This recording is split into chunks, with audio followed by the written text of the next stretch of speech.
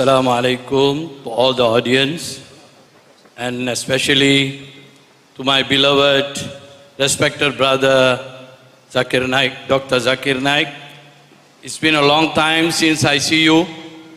Last time I used to see you in Penang. Now you are no more coming to Penang. You know, there are some problems. Okay. But I am from Penang. I come all the way to see you personally with my whole family. They want to see you live. MashaAllah, always watching in TV. Now they want to see you live. Okay, Alhamdulillah.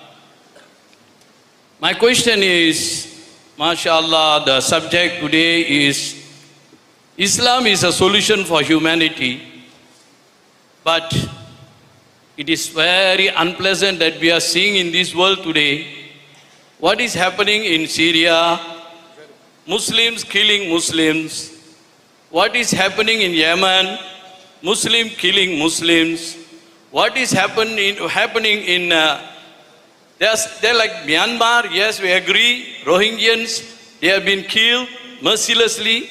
We agree. But there is a solution. Now, what are we Muslims are supposed to do? What is going on in Yemen? What is going on in Syria? These helpless men, women, and children being killed, murdered. What are we Muslims supposed to do? All over the world, we Muslims, what we are doing? So, please, give a solution that what we are supposed to do, we Muslims. Apart from we making dua, tahajjud, we begging to Allah, and after that, as human beings, what are we supposed to do? Please, my dear brother, give a solution. The brother asked a very important question, a very relevant question, that today we find that in many of the Muslim countries, we find that there are wars and Muslims are being killed, whether it be Yemen, whether it be Syria, whether it be Rohingya, whether it be Afghanistan, whether it be Iraq, and most of these countries are Muslim countries. What is the solution besides doing dua? Number one, first we have to find out that what is the cause of most of these killings, whether it be in Afghanistan, whether it be in Iraq, whether it be in Rohingya Burma, whether lately it be in Syria or Yemen. What is the cause? The major cause is, again, the solution is given in the Quran. The cause is that we find that the enemies of Islam, my main focus of my talk today was that how the enemies of Islam are trying to malign Islam, and how the enemies of Islam are justifying to attack the Muslim countries. I'll give you one simple example. You know that more than a decade earlier, USA said that Iraq has the weapons of mass destruction. And CIA, which is supposed to be one of the most best organization of intelligence, they said that we have got proof that Iraq has got weapons of mass destruction. Not that I'm a fan of Saddam Hussein. I know that he may not be a very good practicing Muslim, but what right does USA have to interfere with Iraq? They, together with UK and the other Western countries, attacked Iraq, saying that they had weapons of mass destruction. Last year, according to the report by Human Rights Organization, they said it was a fabricated report. So much so that Tony Blair, the previous Prime Minister of UK, came out in public when he was no longer the Prime Minister. He said, "It is the biggest mistake of my life, I'm sorry." You know how many people were killed? More than 500,000 Iraqis and Muslims were killed because of this fabricated report. And what is the reply? Sorry. What are we Muslims doing? When the non-Muslims enemy attack a Muslim countries, we Muslims are sitting on our backside doing nothing. And I think it was yesterday, the previous president of USA, W. Bush, at the age of 94, he expired. He was one of the cause for the start of the 9/11. Then followed by attack on Iraq by the next presidents of USA. What was the main purpose? Was to get hold of the oil of Iraq. They fabricate a thing and it was shown that they paid $540 million. USA paid $540 million to create a fabricated video to prove that Iraq had weapons of mass destruction. $540 million to make a video.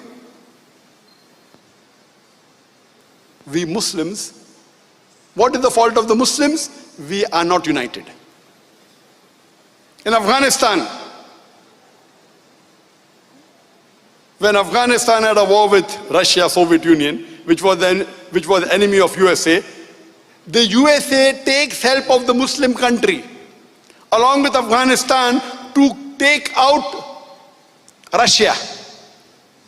Hillary Clinton said in a video that they spent $8 billion in supporting the Afghanistan and creating Taliban to fight the Russians. They create and then say that they are terrorists. Who is the bigger terrorist? The person who does the act or one who creates? The person who makes the person a terrorist. Who's the bigger terrorist? What are we doing? Nothing. They send clusters bomb in the country which is one of the weakest countries in the world, Afghanistan. They send cluster bomb. The bomb goes down and then it disintegrates into various bombs, killing thousands, tens of thousands of Afghani. What did the Muslims do? Nothing. The problem is that we Muslims are united. All these, what you find, all the war zone, when the Muslims are being killed, who is supporting the killing of the Muslims? Non-Muslims. Who's the one who engineered most of the places? You will find it's a fabricated things created by the enemies of Islam to attack the Muslim country, whether it be for oil, whether it be for money, whether it be for power, whether to attack or destroy the enemies. So previously the biggest enemy of the USA before 9/11 was communism, was Russia.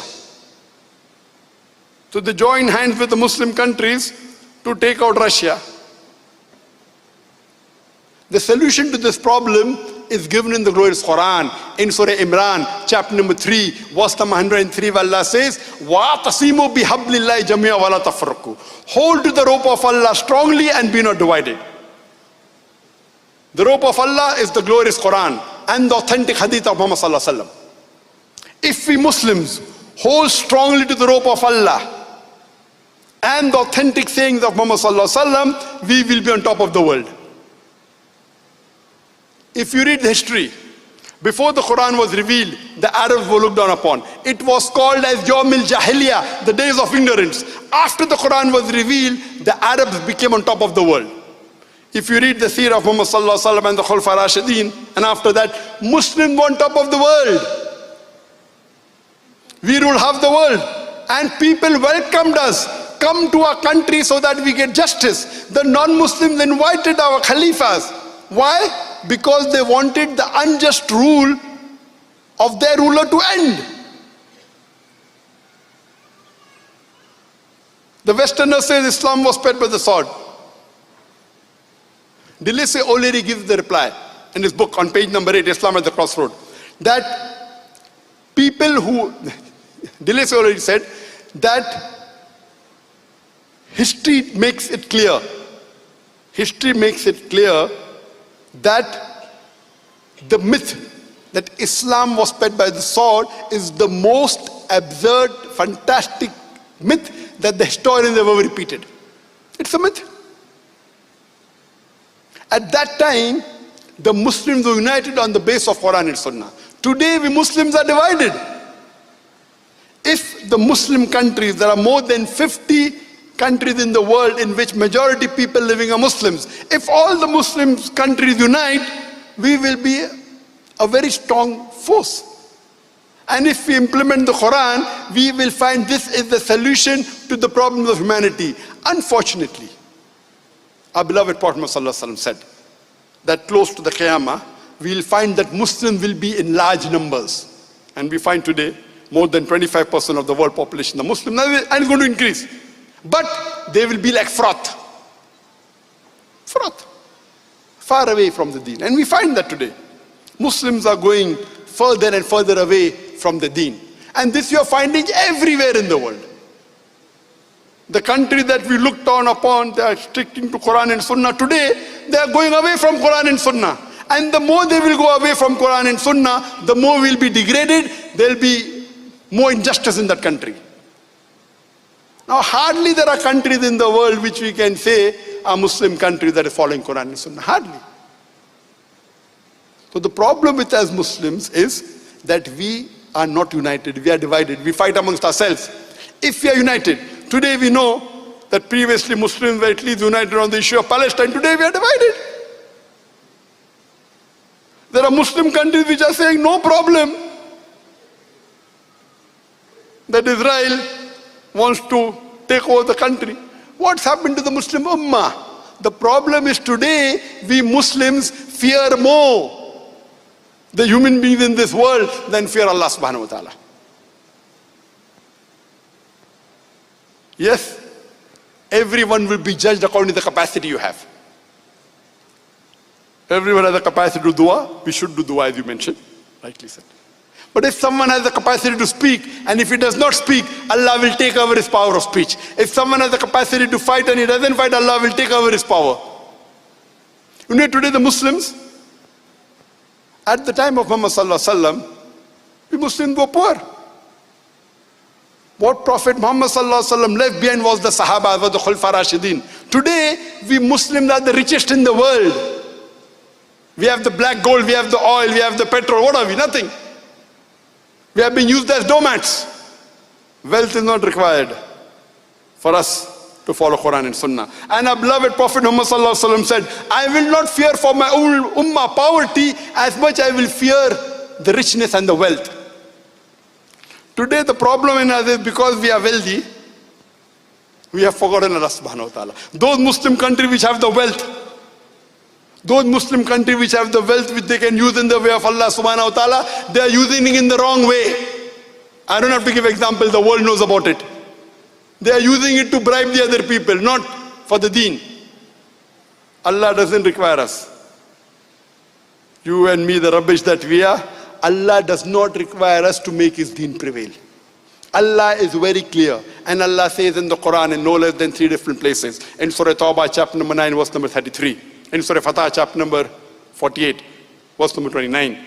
And Surah Saf, chapter number 61, verse number 9, Allah says, هُوَ الَّذِي أَرْسَلَ رَسُولَهُ بِالْهُدَى وَالدِّينِ الْحَقِّ لِيُظْهِرَهُ عَلَى الدِّينِ كُلِّهِ. That Allah sent his messenger with guidance and the religion of truth so that it will prevail over all the other religions, all the other isms. And Allah says, وَقَفَى بِاللَّهِ شَهِيدًا. And enough is Allah as a witness once. And Allah says twice, how much the mushrikeen don't like it. Allah has given a promise that this deen of Islam will prevail over all the other religions, with or without us. Allah does not require you and me, the rubbish that we are. His deen, Allah is sufficient, will make it prevail. Allah is giving us an opportunity to do a prophet job and to earn a prophet's reward. Allah is giving us the opportunity to make hay while the sun is shining. And wallahi, we Muslims are going away and away from Allah and His Rasul. The only solution is we go back to Allah and His Rasul, go back to the Quran and the Sahih Hadith, and inshallah you'll find that there will be peace. And the Hadith of Muhammad sallallahu alaihi wasallam said that before the world ends, Muslims will rule the full world for 7 years. And that would be the best years. And we pray to Allah subhanahu wa ta'ala, we don't know when that will come. We pray that may Allah make us live to see those years. So the solution is the Muslims should be united on the basis of Quran and the Sahih Hadith. Hope that answers the question.